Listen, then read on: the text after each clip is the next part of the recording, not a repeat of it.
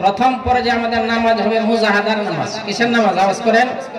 মন যখন দুনিয়ার দিকে দৌড় মারে, টাইনা আইনা মনকে লাগাই দিব এই মর্মে, এর মন এর দেহ দুনিয়ার মানুষের তোর মনের অবস্থা না জানলো, আল্লাহ তাআলা জানে। আল্লাহর সামনে আল্লাহর হুকুম পালনের জন্য দাঁড়াইছ, এইভাবে মনটাকে টাইনা নামাজে লাগাইব, আবার গেল আবার লাগাইব। এইভাবে যখন মুজাহাদার নামাজ পড়তে থাকবো, আমার মনের মধ্যে হুজুরি আসবে। তারপরে স্তরটা হইল মুরাকাবা, আল্লাহ তাআলা আমাকে দেখতেছেন। এইভাবে নামাজ পড়তে পড়তে বান্দার পজিশন মর্যাদা যখন আরো বাড়তে থাকবে, তখন বান্দা খেয়াল করবে যেন আমি আল্লাহকে দেখিয়াই নামাজ আদায় করতেছি। তাহলে আল্লাহ তাআলা ফরমান, কাদ আফলাহাল মুমিনুন আল্লাযীনা হুম ফি সালাতিহিম খাশিউন। ওই মুমিনরা সফল কাম হয়ে গেছে যারা খুশুর সাথে নামাজ আদায় করে। ইনশাআল্লাহ এইভাবে নামাজ পড়ার জন্য চেষ্টা করবেন। ইনশাআল্লাহ বলেন ইনশাআল্লাহ। আল্লাহ সবাইকে তৌফিক দান করেন। দ্বিতীয় নম্বর গুণ, ওয়াল্লাযীনা হুম আনিল লাগবি মুরিদুন। যারা লগ্বর থেকে বেঁচে থাকে, অহেতুক কাজকর্ম থেকে বেঁচে থাকে।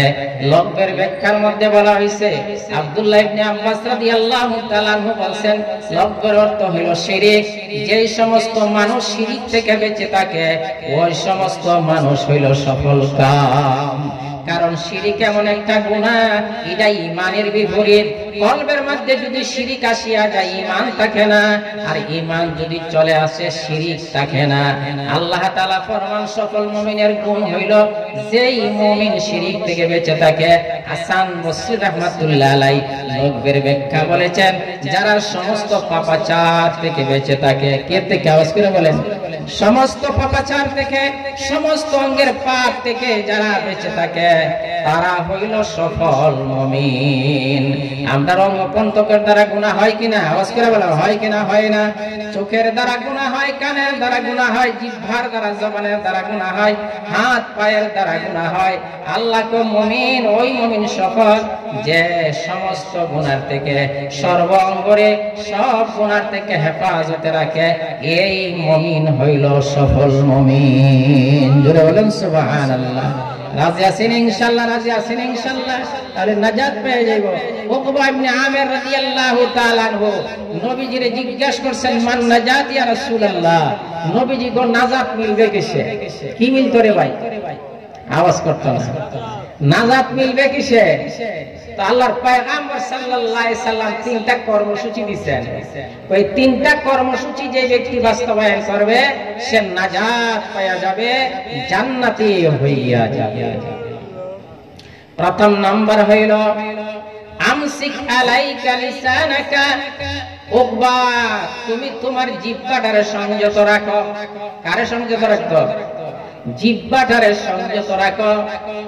জিহ্বাকে যদি সংযত রাখো, তাহলে তুমি গুনাহ থেকে বাঁচতে পারবে। আমাদের জবানের দ্বারা গুনাহ হয় কিনা? হয় না? আওয়াজ করে বলেন।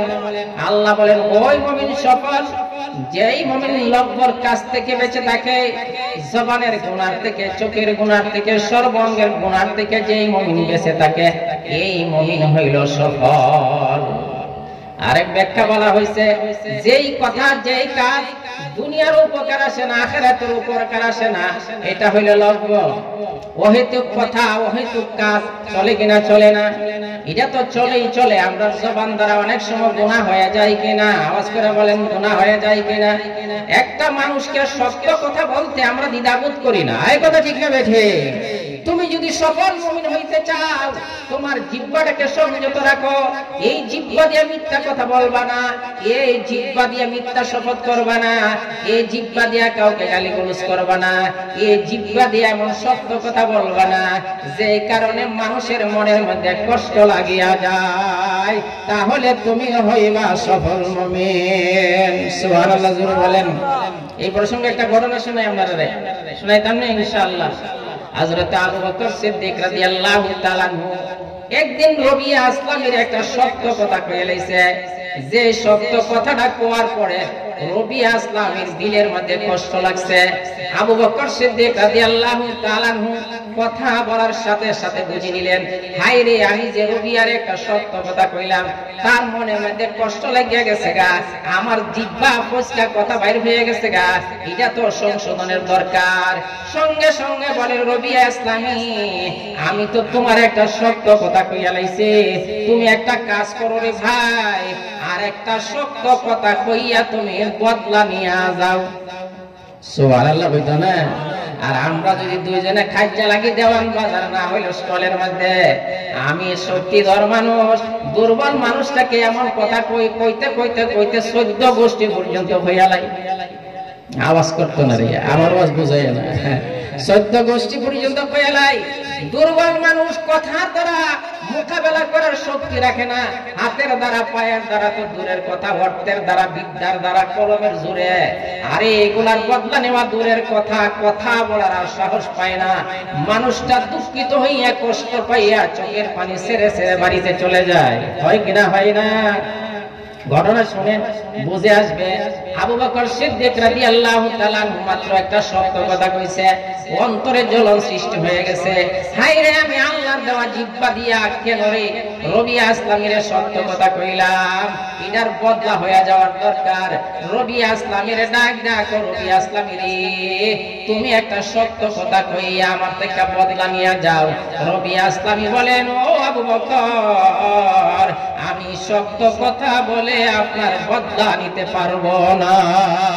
সুবহানাল্লাহ জোরে হন। আমরা তো এরকম অবস্থার ছাত্র, উস্তাদের কোনো কারণে একটা সত্য কথা কইলা, উস্তাদের আর 3 ডবল কইয়া চুপ করে বসে দেয়।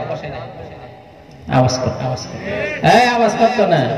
এই কথা ঠিক না? ঠিক। কিন্তু রবিয়া ইসলামী বলেন, আবু বকর, আমি আপনাকে সত্য কথা বলতে পারবো না।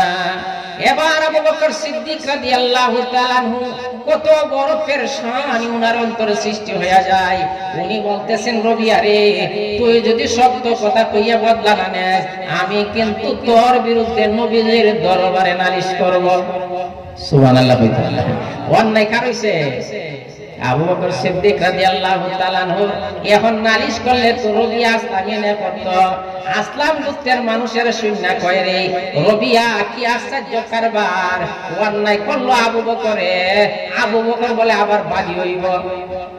রবিয়া ডাক দেখো, আসলাম গোত্রের মানুষ, তোমরা ওনারে চিনো না রে, উনি তো আল্লাহর পয়গম্বরের খাস মানুষ। উনি যদি বেজার হইয়া যায়, আল্লাহর পয়গম্বর বেজার হবে। আল্লাহর পয়গম্বর যদি বেজার হয়, আল্লাহ বেজার হয়ে যাবে।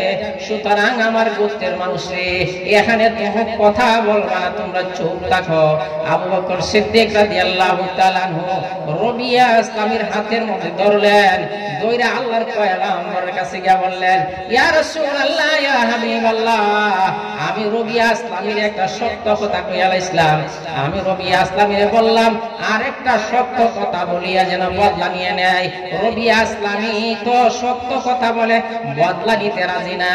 আমি তারে আপনার দরবারে লইয়া হাজির হইলাম। সুবহানাল্লাহ।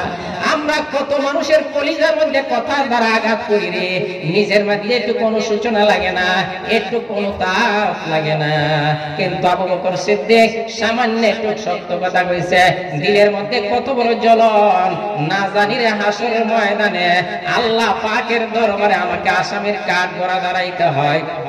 আল্লাহর পয়গম্বর রবিয়া ইসলামীরে বলেন, ও রবিয়া ইসলামী, আবু বকর যে পরিমাণ তোমার একটা সত্য কথা কইছে, তুমি ওই এই পরিমাণ একটা সত্য কথা কইয়া বদলা নিয়ে যাও। রবিয়া ইসলামী বলেন, ইয়া রাসূলুল্লাহ, ইয়া হাবিবাল্লাহ, আমি আবু বকরকে সত্য কথা কইয়া বদলা নিতে রাজি না।